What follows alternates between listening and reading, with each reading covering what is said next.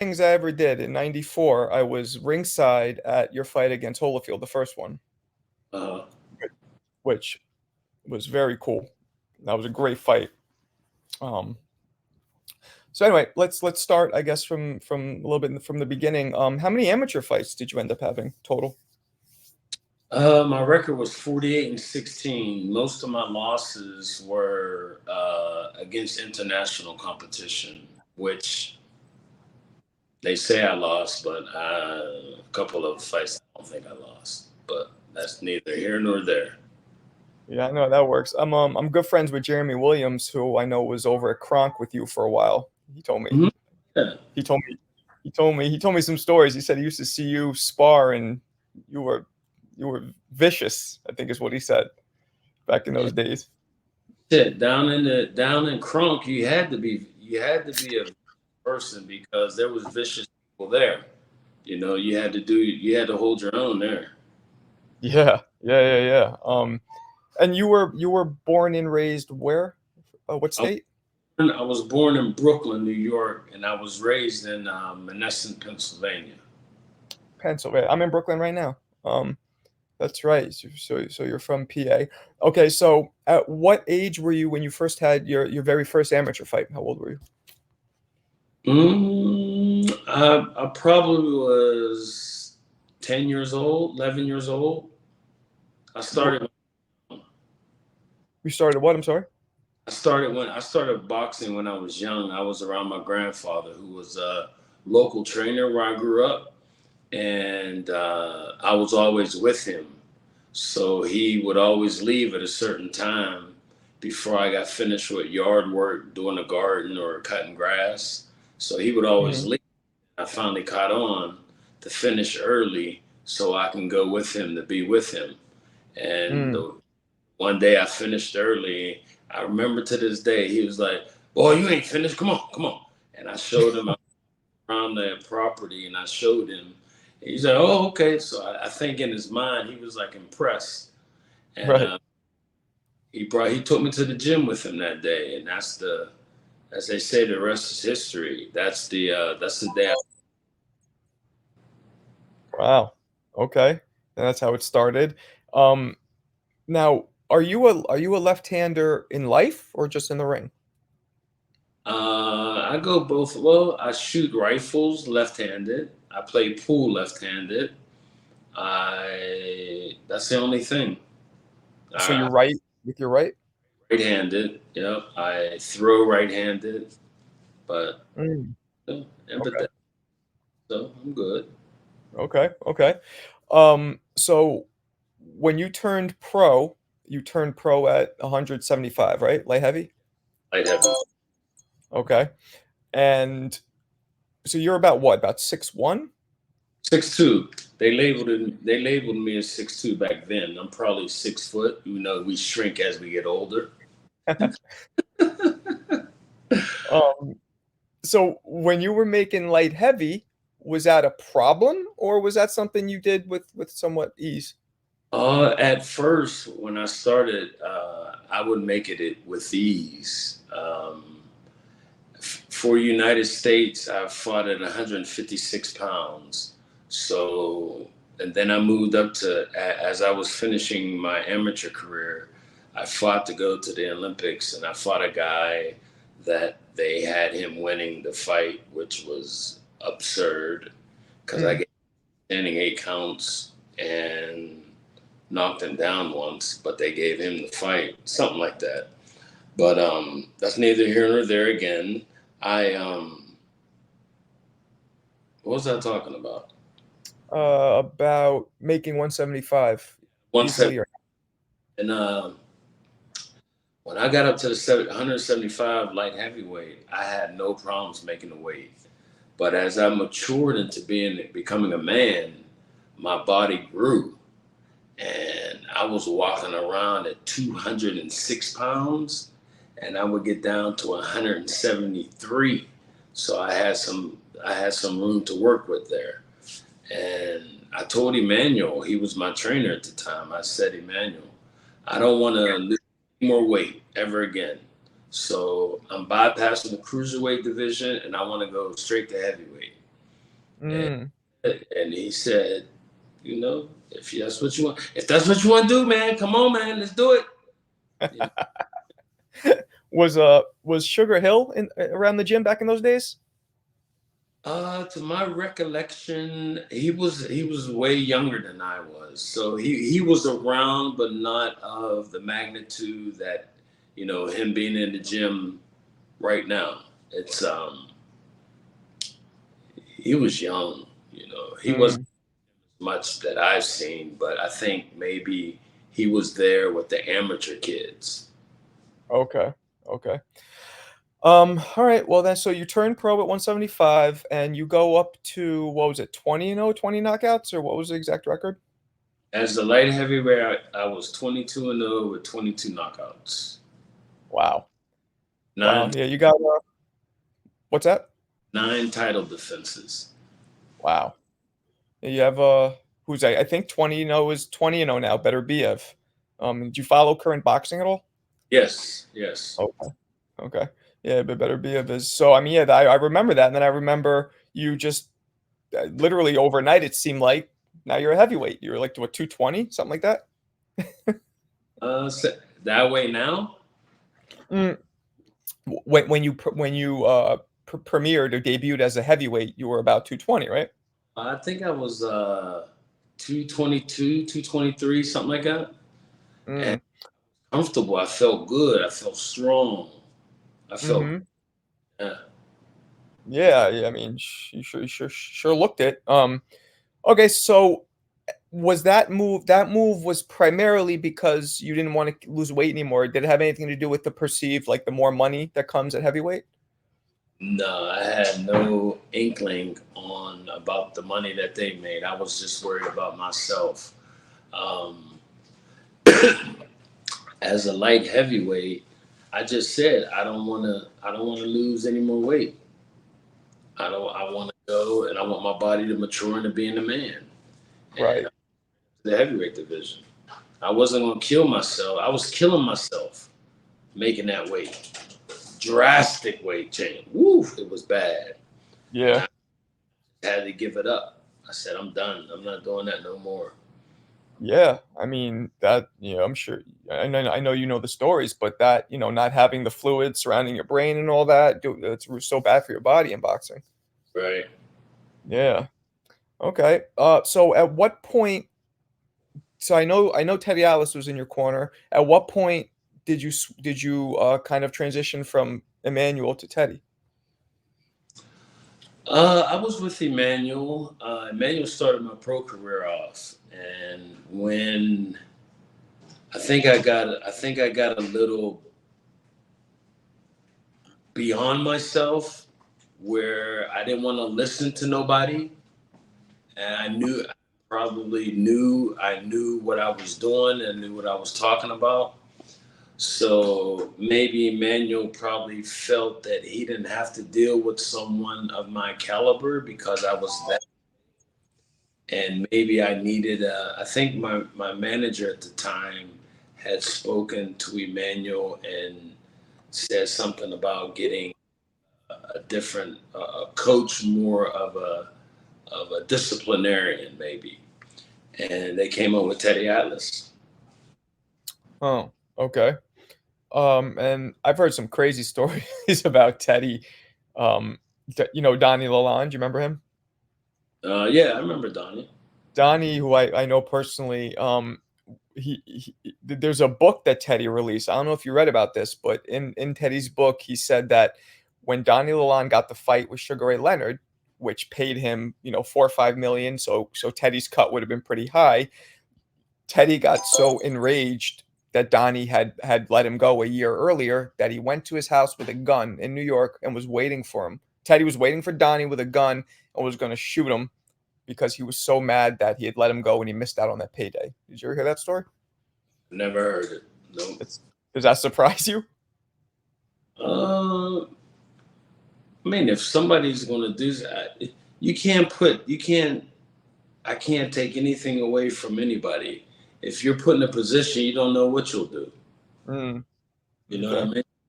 mean? Okay. I understand. So was your relationship with Teddy good? Was it, you know, rocky? How was it? Teddy and I had a great relationship. I mean, there's times where we fought and argued and, had disagreements, but that's expected.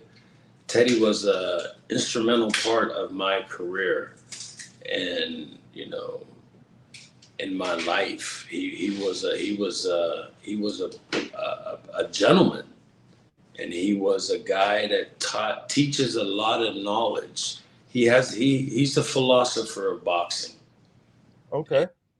He's done a very, very good job in the sport, and he's helped a lot of people When I was at the ring. right. Yeah, no, he has. When I was an amateur, I was living with Kevin Rooney up in Catskill. That's how I met Jeremy Williams. We were both Kevin Rooney fighters.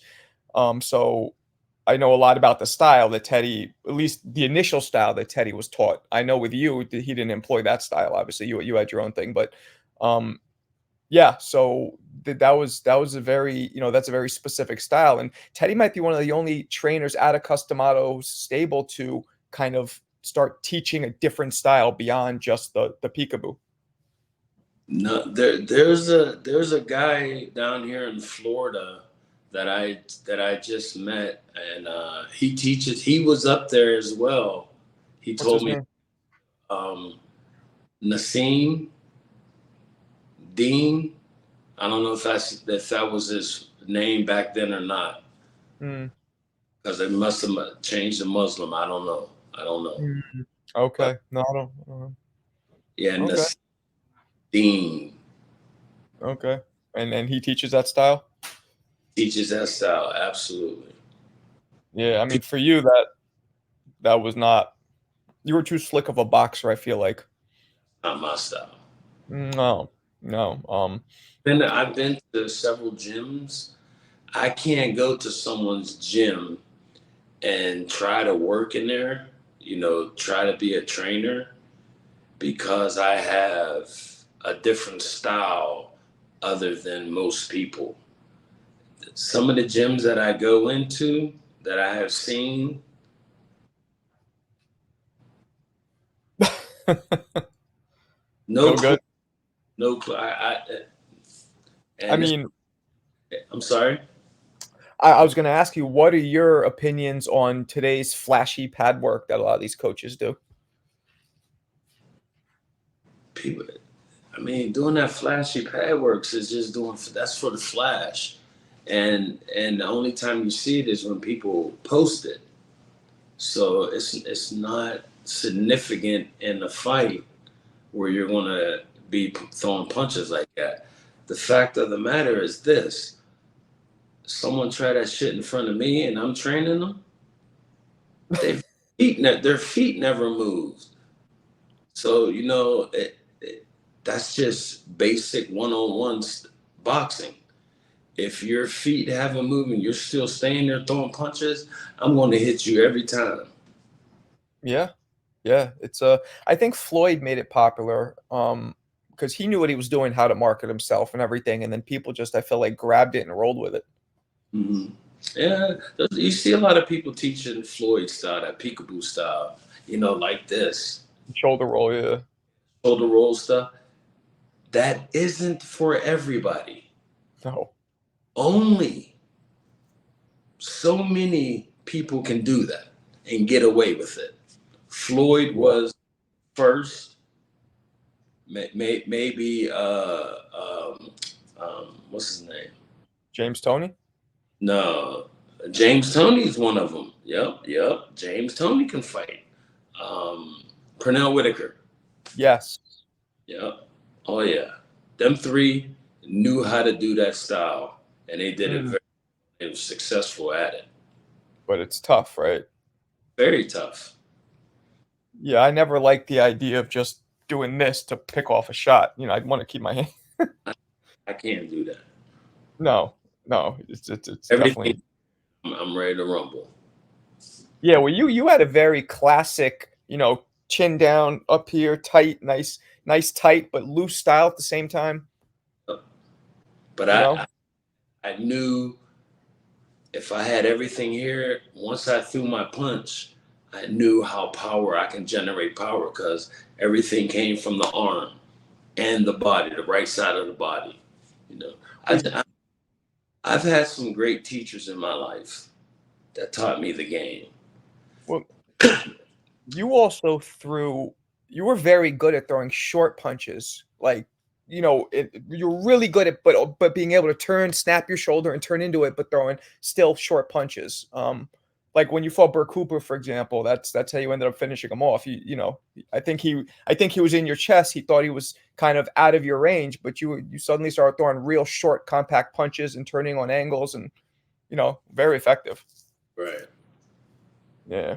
Um, okay, so once you turn, once you become a heavyweight, what would you say was your first fight as a heavyweight that really put you on the map, where everybody in the heavyweight division knew that you're going to be a force? Your kind of coming of age fight, so to speak, as a heavyweight. I think that fight was with wow, I forget the name. A heavyweight that Tyson fought. I forget his name. What do you look like? A brown man, tall, from overseas, from one of the islands. You didn't fight Burbick, did you? No, No, from the islands. Tall from the islands. Pa- I don't know. he passed with prostate cancer. I don't know. I don't know who that is. Oh, It's escaping me. wow, I'm drawing a blank. Oh well, Okay. no dis. So that was your first one. Um, what would you say was your toughest fight? All my fights were tough. Is there one that kind of stands out? I were the fights tough because I was always out of shape. I was drinking at that time. I was always Oh, out. So I had to come and get in shape to be prepared to fight. So every fight was hard. mm. So the lifestyle could have been a little better then, you're saying? Oh, absolutely. Like it is now. My lifestyle now is totally different from back then. Okay. Okay. So then you were drinking a lot, you said, and you would just kind of have to get in. Would you be drinking during training camp as well, or you'd stop? No, I wasn't a drunk. I'm a person who lived life at a young age and I drank and never did drugs, but I smoke weed every day now. But I I don't don't. drink. I don't drink. Yeah. Marijuana is not a drug. Liquor is a drug. Agreed. Agreed. But Absolutely. they sell that and you can drink all you want, but you smoke, they won't put you in jail. That's the dumbest shit in the world. That's goofy. Yeah. Have you ever heard of something called kratom? Oh yeah. I love kratom. That's my thing. You ever try it? No, I never tried kratom. I tried mushrooms. I'm a fan of the mushrooms. Yeah, those that it's good stuff. It's strong though, I guess. Before you build a tolerance, it gets kind of it's a little strong. No, it's just it's good for the body. When you don't add a component to anything, nothing becomes a drug until you add something to it. Right, processed. Yep, Weed, you add nothing. Alcohol, cocaine, fentanyl, all that, you add stuff to it. it's processed. Yep, absolutely. That's true. Yeah, wow. Okay. I always wanted to ask you about Teddy, the famous fight where he's yelling at you and doing. Did that motivate you, or honestly, did it ever annoy you a little, or did it just motivate you? Well, I was asked this question before. Hmm. Seeing Teddy sitting on my stool, I'm like, Teddy, what the fuck? My mind, I'm like, what are you doing? And he was trying to make a point. You know, Michael, you're gonna cry tomorrow. This is for your son. You know, and he tried to spark something in me to make me, step up and drive, and it worked. It worked. Yeah, it worked because Teddy was just a guy that made you see everything from face value. And that's the type of person I am. I see everything from face value. You know, we were basically the same in some ways. He doesn't want to be seen, doesn't want to be recognized. I'm the same way. I just we have a talent and we use it to the best of our abilities. Right, right. And that was during the Holyfield, the first Holyfield fight, right? Correct. Yeah, see, I was at that live, like I said, so I didn't hear all that. One thing I remember from that fight is at some point near the end of the fight, you cut Holyfield, right? I think it was bleeding. Um, and Yeah, I'm uh, sure bleeding, but I don't know where. I think he it was was. bleeding. Eye, right? Yeah, I think so. Yeah.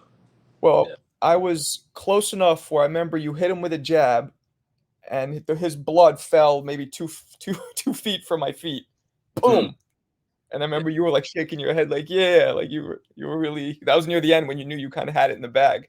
Yeah, I was up for that fight. I knew I had won after the bell had rung because I was just ecstatic and I was happy about that. Yeah. That's, I mean, first ever southpaw heavyweight champion, right? Yeah, but before that, I won the heavyweight title beating Burt Cooper.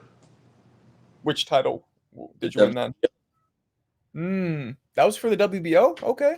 WBO, I won the heavyweight title with Burt Cooper. Then I fought Evander.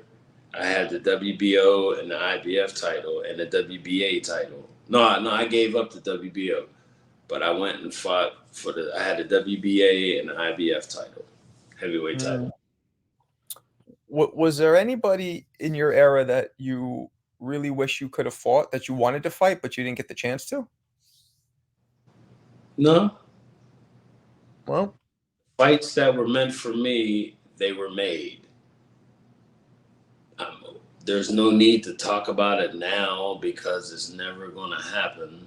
And also, if I never turned down a fight, not to my knowledge, I would fight anybody. I don't know if the management team, the promoter, or the manager declined a fight or not. I don't know.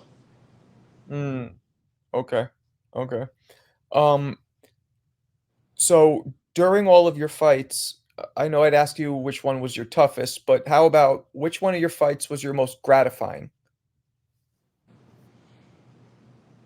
The most gratifying fight. Yeah. Mm, Where you kind of felt the best after, you were the most proud of yourself for. Say again, I'm sorry? what makes it gratifying? Hmm. I guess something where when you were done, you felt like, yeah, like you felt the most elated. You felt good. You felt really accomplished, good about yourself the most. No, I can't recall because I was always a guy that I made sure I tried to my best ability to get myself in shape. And if I went out there and I fought, I'm going to give 100%. I'm not going to give half-ass. I'm not a half-ass type of dude. You know, I give you Right. 100% all the way. Okay. So so nothing really stands out as kind of. Every fight, and I was winning. So being that I won, that was an accomplishment. So I did everything right. So I guess you can say winning every fight. Okay, so I guess on the flip side, what was your most disappointing fight?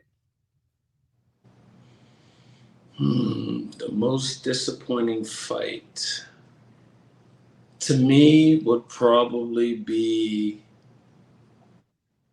George Foreman Hmm. because he was an older gentleman. He was a bigger man, but I was more skilled, I thought, than he was at that time. I was beating him, but I just got caught. And when I got caught, I tried to get up, but I couldn't get up. And, I let my son down at the time. And Mm. what the hell with me, I was about my son, you know. But You that's know, all. people talk about that fight, but they don't talk about the merciless ass whooping you were putting on him the whole fight. Right. You Yeah. know, like I the was whole fight. good blows, very good blows. Oh And yeah, I mean, almost at will. yeah, You know, and you were going forward. You know, there was no back. You weren't backing up at all. You were just bringing it to him, and I don't know. Do you think as a heavyweight that you naturally were a heavyweight? Like, or do you think that if you would have fought at cruiser or stayed at light heavy, it would have been harder for you to get caught, or if a punch like that would catch you, it wouldn't do as much to your body because you're just were naturally a little bigger at that weight, at a lower weight, I would have been a heavyweight. I would have never, no matter what. no matter what, I'd have been a heavyweight, no You know, matter. I talked to Jeremy Williams, and one of his biggest regrets is like he should have stayed at cruiser because he just felt like his body was just a little too small for heavy. Although he hit hard, he was like the punches would just, he was getting hit by bigger men in his opinion. So Right. cruiser, he would have taken him better. And see what now has to happen. I'm glad you brought that up. What has to happen is you need a super heavyweight division in pro boxing. Absolutely. Why have a 200-pound guy fight a 265-pound guy? That doesn't make sense. This and this day and age, no one talks about that. About having having another heavyweight division called super heavyweight, because these guys are big. It's not back in the day when heavyweights were 190 pounds. Nah, these heavyweights is Big Baby. He was 300 pounds. 3 plus, yeah. Yeah, I mean, you have to the height, the weight. It'd be 200 pounds up to 249, 250 and on up is super heavyweight. Like in the amateurs. Well, amateurs is Yeah, 225, right? yeah. Why get rid of the heavyweight division where these men are huge? These men are 6'7", 6'8", 260, 280, 300 pounds. It's not the right thing to do. Yeah, yeah, yeah. They're giving all these belts out. Quit giving these belts to people. That as an amateur, when I fought, we got trophies. Bring the trophies back. Don't give belts away because it's superficial. And when there's a thing that I want to talk about, Okay. and this may piss people off, and it may get people a little irritated. I don't give a fuck. With me, the thing is this: the way that boxers are taken advantage of these days, or when I was coming up, the manager taking 33 in the third, promoter taking 25%, and the trainer only getting 10. The person who trains the fighter only getting 10%, where the manager does nothing. If you're a so-called promoter and a good one, you don't need 25%. You need 5 to 10%. The 33 and a third is criminal. Yeah. And you're taking 33 and a third from a fighter and not paying any taxes on it because you never said, well, Michael, we can work for you. You can write this off, but we're going to take all the money. That should be criminal, Mm-hmm. where they leave all the fighters broke. And I'm broke. I have injured 28 surgeries. Wow. There's no insurance now. You know, Wow. there's no retirement.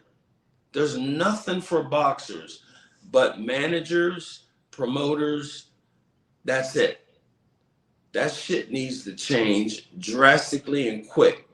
The people that weren't paying taxes, the managers, you should. There's gonna be a bit. There's not even a boxers union. I Um, know. I'm gonna start all that shit up. Watch, You should. You watch. should. Yeah, a union would be great. Um, But at the Hall of Fame, my guy will be there. We'll be signing people up. that's smart. Absolutely.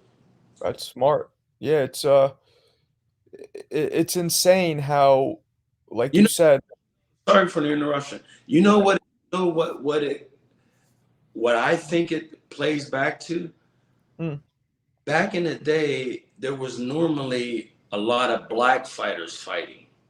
Okay, there was always a person of a different color of a white person taking and training the fighter. Now they're still doing it. It's like a slave days. You're taking 33 in the third. yeah, that's crazy. The fuck out of here. That's absurd. You can't and not pay taxes on it. That's crazy. That's criminal. Wow. So that was happening your whole career. So That's you fair. But my team, who supposedly cared about me, didn't tell me that you can write this off. What I was paying was training camp fees. When we go to Vegas, I had to pay for all that. I pay for the taxes for the whole thing, where they get the 33 and the third and the 25. They don't pay taxes. That's bullshit, and they should be held liable for that. Yeah, that is crazy. Big time. Um, and then so you're losing 67, 68% of your check 60. plus taxes. Absolutely. That's wrong. Wow. No, and think how long this has been going on. And no one's doing shit about it. No one's even talking about it. Yeah. Most boxers from my era broke than a joke these days. Yeah. And that's wrong. All that I mean, money, a manager don't call me and say, hey, Michael, you need this, you need I'll buy you a house, or I'll give you. They won't do that shit. Oh no. no. Because it was the slave master taking over the slave. Right. That's how that shit was. And not only that, but most fighters, there's such a small percentage of fighters who actually make a lot of money to begin with. Yeah. So they don't even have opportunity. But It see, the thing is, sorry for the interruption, pardon me. What it boils, when you're fighting, they'll give you anything you want because they know they're making that 33 and the third off of you. But once you're done fighting, the fuck out of here. We're done with him. Let that NIGGER go. mm, mm, Gone. rough business. And I'm not saying that people are racist or nothing. It's just how it seems. It's the whole setup. How it is how it is when you have a slave master taking over a slave, taking over a slave. It's absurd. Do you sometimes wish that you never got into boxing? Oh, I always say that. Absolutely. You do. Yep. But I What? did. What? I did it and I was successful at it. So I'd be an ass to say I wish I wouldn't have never done it. I did it and I was successful. There's not a lot of people who are successful in this game. So No. there just needs, I mean, I won 3 heavyweight titles, a light heavyweight title. I should get something at the end of my career for doing that. But they want you to pay astronomical amounts of money for a fake belt. That's not gold, emerald, diamonds, nothing. but they Oh, want sanctioning fees are almost. It all depends on your purse. You're paying a lot of money for a yeah, fake belt. sanctioning fees are what, 3%, something like that? I don't know the percentage, I think but it's 3%. you're paying a lot of money for that. If you're making big money, for what? A fake belt that has the WBA, that has the names on them. You know, there's four belts: WBA, WBC, WBO, and IBF. That's it. Right. Get rid of all those other fake ass belts. That's what's hurting the game of boxing. That's damaging. Yeah.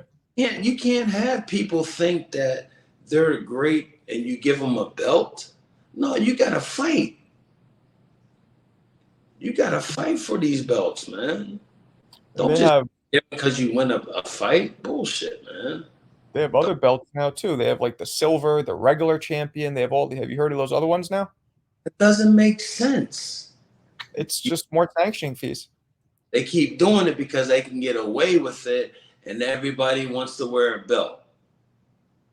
There's only four belts that count: WBA, WBC, WBO, and IBF. Those are the only belts that count. Right. Right. Those belts are going to make you make millions of dollars. The other ones will not. Hmm. Yeah. Yeah. It's a dirty, dirty business. Dirty. Yeah. I know a lot of fighters too, and I always tell people the majority of fighters either end up in financial trouble or with some kind of neurological damage. Yeah. There's no health insurance. There's no retirement. There's nothing. Well, we used him, so let's send him on his way. He's on the Right. street. Fuck him. Mm-hmm. Get get away from me. I don't want to talk to you. Really? It's crazy. You're taking care of more if you're a city employee driving a bus. They take care of you more.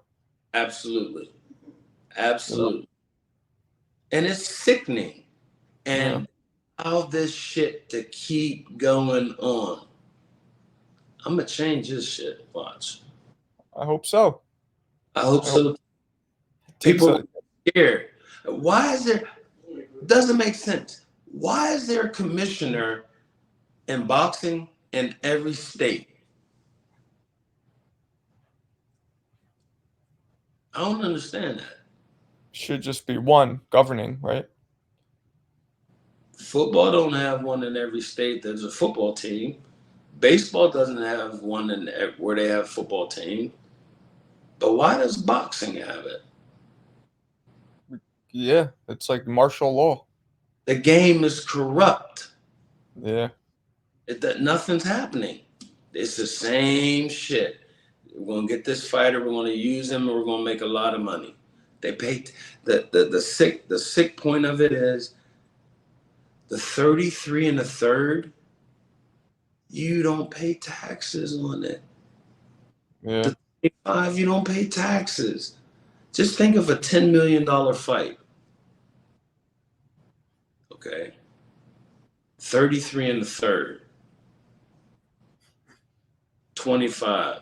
That's 68 and a third percent taken away, on top of 38% of probably taxes. You're in a fucking hole, man. Yeah. You're in a Yeah. hole. That's not cool. No. No. Yeah. It's rough. It's really, really rough, and people don't It's, know it. that shit's criminal. Yeah. Yeah. Well, I hope you do. I hope you start a movement that changes something. Well, the movements is rolling right now, put it that way. Good. Good. Good. Good. Good. Um. Okay. Well, back on, I guess, on a lighter note.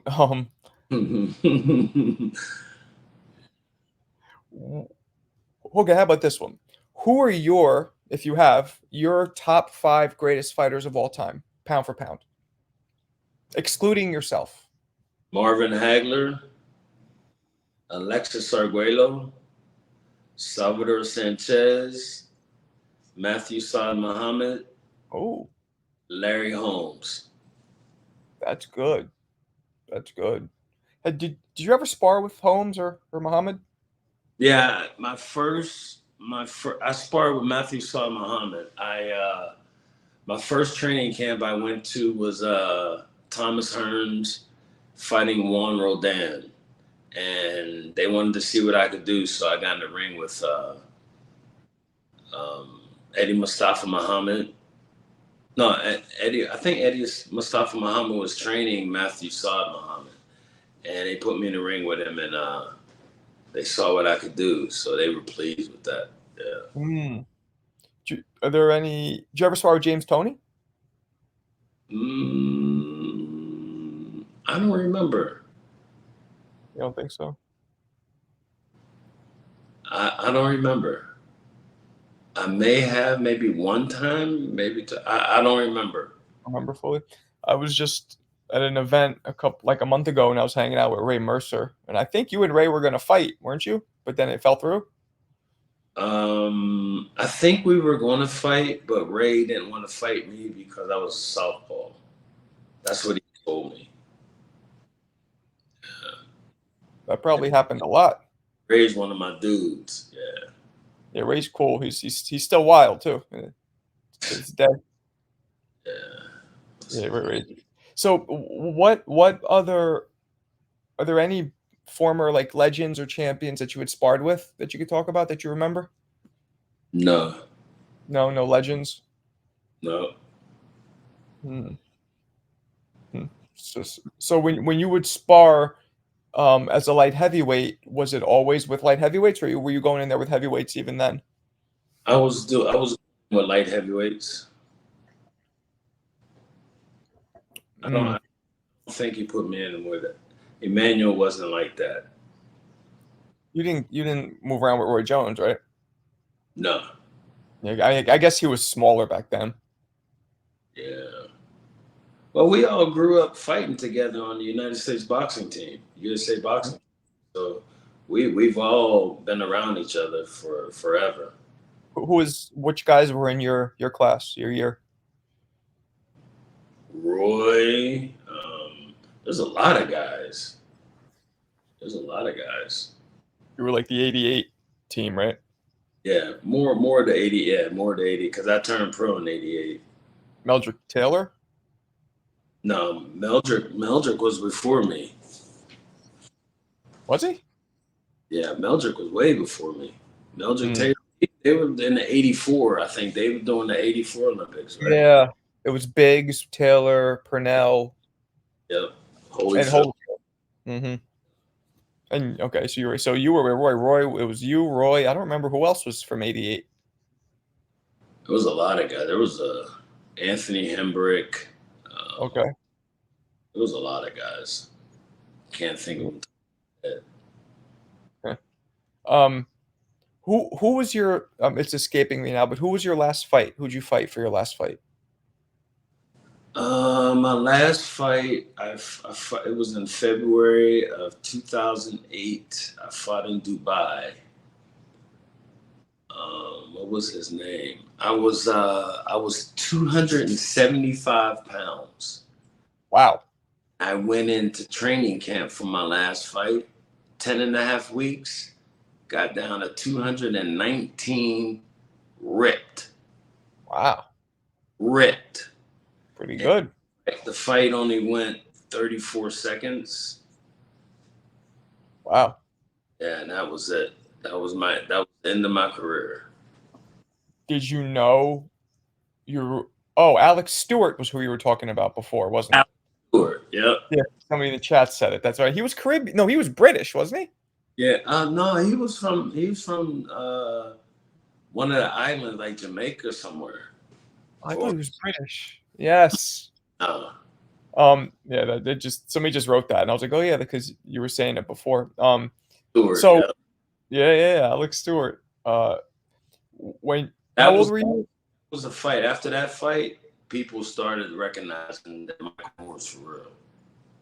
I mean, you were pretty big as a light heavyweight because of your record. Everybody was talking about you. I guess they just weren't sure if you could translate to heavyweight. Right. But Bypassing the cruiserweight division. do you ever wish or you ever think about? Because I asked Roy Jones this too, because Roy also skipped cruiserweight, and I'm like, why not? Why didn't you guys just pick up a cruiserweight belt too, just so you could have it in succession all the way up? I was never interested in the cruiserweight division. Yeah, it was lackluster back then. Still Yeah, is. yeah. I don't know what. Light heavyweight, super heavy. That's it. Get rid of cruiserweight because these people. No, we don't fight in cruiserweight divisions. Either heavyweight or make it super heavy. They were trying to do this bridger weight. Have you heard about that? Who? It's called bridger weight. Like from the word for a bridge. It's supposed to bridge between heavyweight and super heavyweight. It's supposed to be 200 to 225 is bridger weight, and then 225 and above is heavyweight. The WBA, I think, was trying to do that. Guys, common sense will tell you that guys are way bigger Mm-hmm. in age. So the 200 to the 225 is a waste of time. 200 to the 249 is going to be heavy. 250 on up is super heavy. It can't get easier than that. Yeah, and these guys now are so like in your time, who was around? Well, Lennox and Riddick Bowe, right? Lennox and Riddick, those are the biggest guys. Now They were. you got the guy from China. Yeah, who's bigger than him is Fury's bigger than him. Yeah, that's a big. I mean, big guys, man, big. 6'9". Fury's 6'9". Yeah, yeah, yeah. 280. Like, what are you gonna? Yeah, they're very. You're right. It's silly that there's a 50-pound plus weight difference. Like when Fury fought Deontay Wilder, they were 50 pounds apart. Right. Same And height. showed. It showed. Yeah. He knew how to use weight. He what?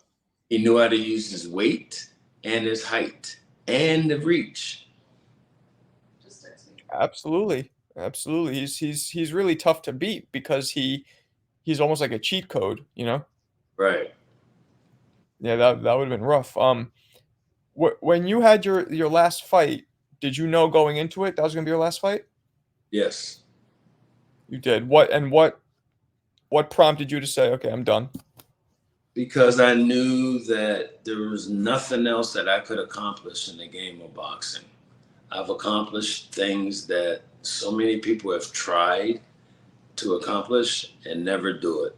So I'm not gonna stay in the game, try to make money and keep getting my head pounded in. I'm not gonna do that. Now, how old were you at that point? 40, I think. 40. Okay.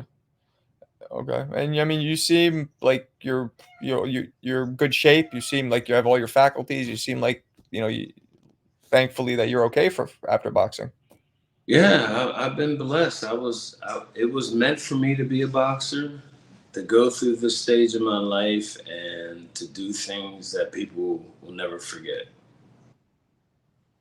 Absolutely. And you did, man. You definitely did. So I guess the one thing I want to ask you before we wrap it up, I asked you about your top 5 of all time. Who are your current top 5? Current top 5.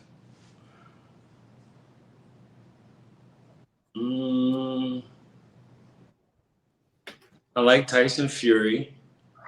Mm-hmm. I like Bud Crawford. I like Shakur Stevenson. I like Devin Haney. And I like Teofimo Lopez. Yeah. Yeah, those who wins if Teofimo fights Devin Haney? Never know until they fight. People can always say that make a prediction. I don't do that. You don't make predictions? No. I don't blame you, because you're right. You never do know what happens. Right. If I make predictions, I'd be a gambler, not a gambler. Yeah, me neither. That makes sense. That makes sense. Well, champ, I appreciate you talking to me, man. I really appreciate it. It was fun. Let's stay in touch. Marco, you're more than welcome. Thanks for having me, my man. Appreciate Thanks it. again. Yeah, of course, of course. I'll talk to you soon. Got it. All right, man. Take care.